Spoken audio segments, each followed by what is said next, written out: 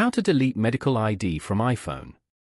To get started, first of all go ahead and open up the Health application on your iPhone. Once you're on the summary page, tap on your profile icon located at the top right corner. This will take you to your personal health profile screen.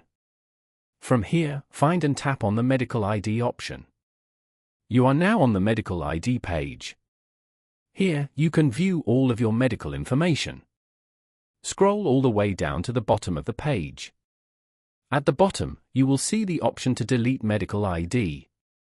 Tap on it, and a confirmation pop-up will appear. Tap on Delete Medical ID again to permanently remove your data.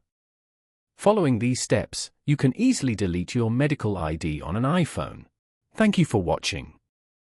Please leave a like if this tutorial helped you, or leave a comment below if you have any questions related to the video.